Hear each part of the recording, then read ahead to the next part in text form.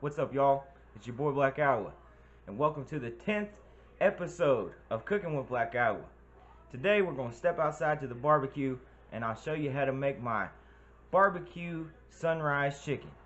Let's go over here and get everything set up so we can get out there and get it started, baby.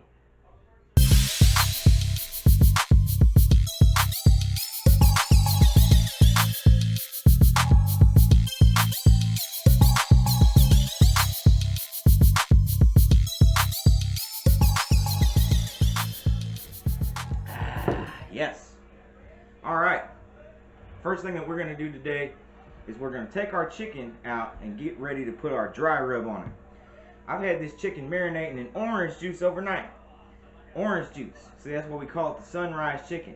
Because the bird likes to get up and go cock-a-doodle-doo with the orange juice and the sun and all the wonderful things. So now we're going to take these out.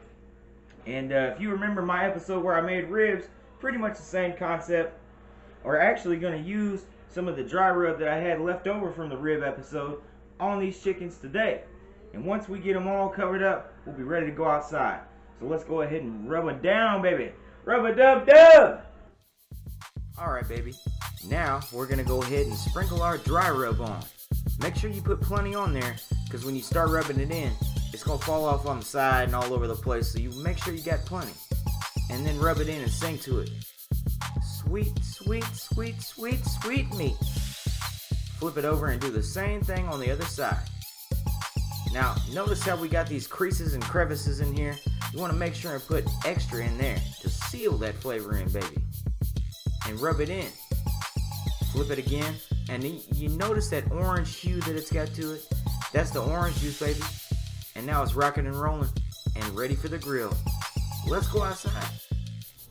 That's right, baby. The grill is lit, and so am I. So we're going to let this go until the coals get white hot.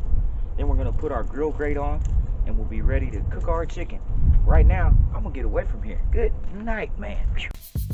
Alright, now those coals are looking good. We're going to go ahead and spread them out and put our grill grate on. Yeah, put it in there and watch your fingers. Don't burn your fingers, baby. Then we're going to put the chicken down right on top. And look at that beautiful orange chicken, baby. Look at it. Oh man, make sure that you lay the biggest parts of the meat over the hottest parts of the coals. And then we're just going to flip it. And you just got to check it and flip it, you know. Look at that monster right there. My goodness. Now, we just got to wait a little bit. And actually, right now, I'm out of beer. Oh, excuse me. Sorry to interrupt the episode. I had to come in here and get a fresh beer. But while I'm in here, I want to send out a sincere, heartfelt thank you to all of y'all for watching Cooking with Black Iowa. You know, when I started and did the first episode, I wasn't really sure how it was going to go, how it was going to work. I wasn't sure if it was going to be accepted or rejected or just forgot about altogether. But you know what? Y'all embraced me with open arms. I got some people that watch every week and wait for me to do my cooking show, and I love that, baby. I just love it. You see, cooking's a passion of mine. Something I love to do. I do it every night. And it's something I learned from my father. You see, my father, he was a cook for 33 years in the food service industry. Taught me everything I know. And a lot of what he knew, he learned from his mother, my grandmother. And I learned a lot from her too. I remember being a little kid and she'd say, "Matthew, come over here. You're going to help me make these dumplings." And you know, you didn't want to do it when you were a kid. Oh, grandma, shit. Now I gotta work. I didn't come to your house to work. But you know what we learned?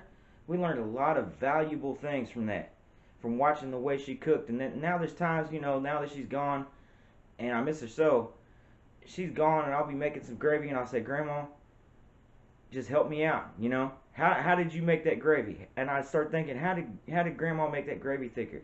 How did Grandma get those dumplings just right? How did Grandma make those meatballs the size of my fist? So it's a family thing. It's a tradition for me. And I'm really, really glad to be able to carry on the tradition and kind of record it for future generations to see.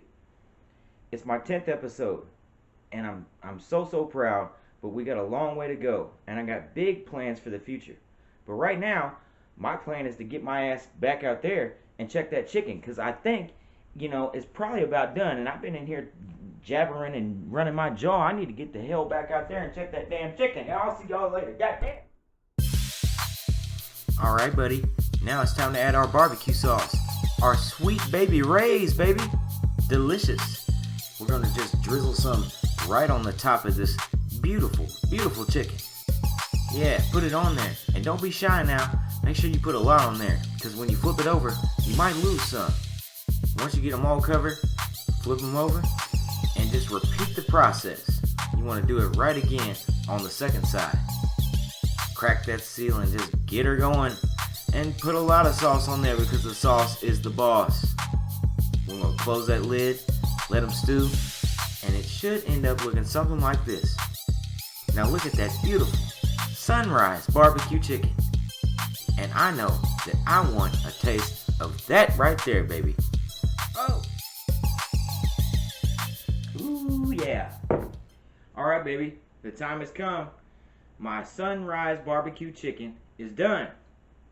And I'm going to have the first bite for me. Here we go. Pre-cut piece.